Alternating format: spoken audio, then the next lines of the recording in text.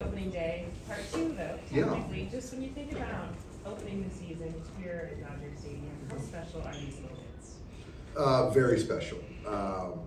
This is sort of, yeah, it's like I'm kind of looking at it as opening day. You get through Korea as one opening day situation, and the fanfare, day game, fighting traffic to get onto Vince Scully Avenue. You hear the buzz, see the bunting all over the stadium. It's exciting. Nothing like opening day here in Dodger Stadium. Playing the Cardinals, another great franchise, so we're thrilled. Yesterday, Will Smith's contract was extended. What separates him as a catcher and the talent that he has? I think the thing that separates Will, first off, I'm very excited.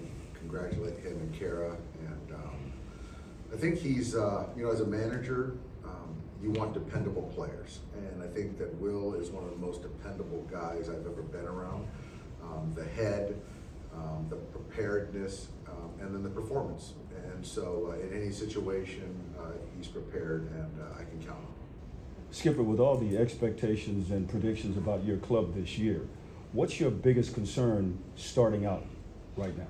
I think for us, it's baseball, and the biggest concern is, playing good baseball. And I think that now people talk about a roster, but everyone in this room knows you don't play on paper, and we got to play good baseball. So you got to hit, you got a situational hit, you got to take good at bats, you got to pitch, and with that you got to catch the baseball, and you can't give away outs. You got to run the bases. So for me, it's all encompassing, Jim. I just think that we got to play good baseball, and now it's about going out there and showing we're a good ball club. Hey Dave, you've said before that you feel like this team is pretty well equipped to handle all the outside noise. You said this even before what went on with Shohei and Ipe. I'm curious if you've seen anything in the wake of that from your guys that lets you know, okay, everything's going to be okay. Yeah, absolutely. I think it's, you have to be able to compartmentalize. You have to be a professional, and we have a lot of guys in the clubhouse that are professionals. And not to say that they're not emotional, they're not empathetic, but we all have jobs to do. And so for me, I wasn't concerned, like I told you guys before. There's going to be distractions, as there always are off the field, but the core group of guys that we have, which now continues to grow because we've kind of had that continuity, has weathered a lot of things. And so this is something else that we got to focus on baseball, and that's the only thing that guys are thinking about today. I promise you that. Shohei's had relationship on him for a long time, but it feels like obviously contract or all the other off the field stuff gets even bigger than it has been. How has he handled it, and what gives you confidence that he's going to be able to handle this early on? He's handled it with flying colors. He prepares every day. I just don't think it's going to affect performance. I really don't. And I kind of touched on it the other day, just kind of watching his engagement with his teammates the last handful of days has been fun for me to watch. But yeah, I don't think it affects him. All that said, is it you come into this opening day any more emotionally exhausted? No, not me. I'm happy that we're starting a routine. I think that we're all looking forward to kind of the rhythm of baseball. The start, stop, the travel. Now we can sort of at least stay domestic and get into our day-to-day. So I'm looking forward to this marathon, which, like I said, is sort of the second opening day that starts today, and I think it's going to be fun. So I would say more kind of the other side is more excitement. When you say you enjoyed watching Ohtani interact with his teammates, what kind of stuff have you seen? Just on the bench, just engaging. There's a little banter. He's in there with the hitting coaches, and he's asking questions and things like that. Which is great, which is very helpful, and I'm happy to see that. I think there's only upside with that. And David, look at this division. A lot of teams adding a lot of talent. Do you think that increased level of competition is going to be good for this team? Absolutely. The National League West, I'd put it against any division in baseball. Obviously, the AL East is top to bottom really good, but you talk about the additions that these guys made, these teams made. I mean, any given night, You know, it's going to be a grind to win a baseball game against someone in our division. So that's a good thing for the West. It's a good thing for baseball. So yeah, I mean, all the kind of the speculation and kind of the prognosticators, it all just kind of goes to the side. You got to play baseball, and you know, it's going to be a tough one this year with the National West for sure. And then today's starter for the Cardinals, a couple weeks ago, he said that he wants to stick to the Dodgers and that the Dodgers are playing checkbook baseball. Any reaction to that? Do you think that teams are going to use that as motivation for this entire season? So I've known Miles for a long time, so it's not going to affect our guys. There's been a lot of curveballs today from him.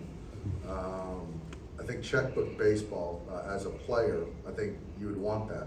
That's probably a good thing, right? I think if you're a player.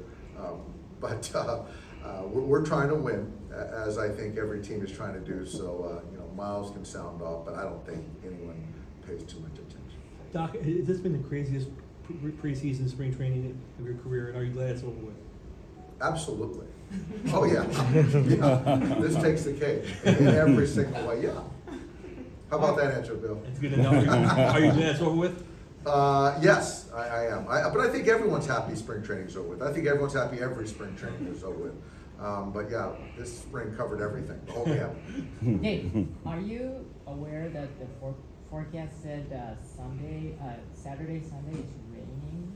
I am. Is that maybe Yoshinobu and Michael can just slide? Well, I am aware of the forecast. So the pitching is the pitching. So if we have to kick Yoshinobu, we'll make that decision if it comes to it.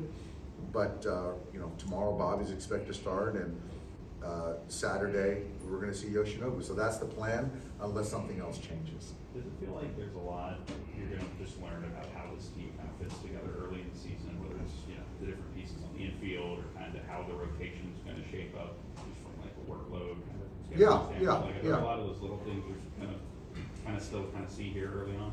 I think so.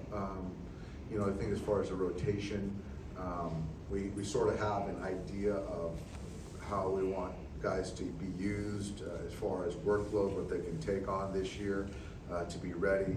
You know, if we earn the right to play through October. So I think that's one part of it. I think the bullpen has a very good track record, and I have a very good idea on how I'm going to, you know, use those guys. And then on the position player side, it's you gotta play, and then you can learn more as far as on the positioning and stuff like that. That you'll know more, I'll know more, you know, as we play more games. Is there a level of just, especially when you bring in as many new players as you guys did this year, just kind of like, you know, excitement seeing how this all looks on the field in a regular season schedule day to day? Yeah, absolutely. I think that, you know, bringing in the guys we brought in, which I do think that there's still a good nucleus of guys that we've had. It's hard to just, you know, argue Shohei, obviously being here and how he fits in. Yamamoto, as we talked about, he's sort of entrenched in the rotation, so that's pretty easy to see. And you know, Teoscar, he's going to play every day, and just wanting him to get more acclimated. But you know, outside of that, we're pretty much status quo. But I still think that kind of the positional side, just kind of seeing how the pieces move around the diamond, you know, given the score on each day and how I'm going to do that, remains to be seen. But outside of that, I think I already know what we have with our club. What's the plan for Gridero and Trident? They're a ways away, both of them. So they're both playing catch. 2 days ago, they were here playing catch when we were in Anaheim. They both had a good day of throwing flat ground. They're not throwing pens right now, so we're still a ways on both those guys.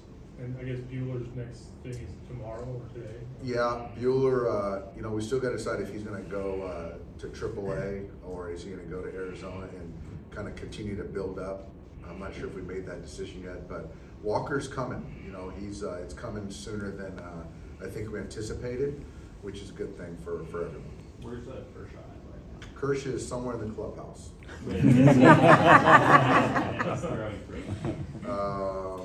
Clayton is ahead of things. I don't know. I know he's very sensitive to a timetable, so I think that you know, sometime this summer getting back, I think is fair even for him. But you know, once he starts throwing pens, I think that I'll be more in tune. But he's really in a good spot. He's pain-free and he's in a good place. Last one is. How close is he to pens? You know what? I don't know that, Jack. I'll find that out. I'm not sure where he's at on that. I'll find out. Thanks, guys. Thanks, Dave.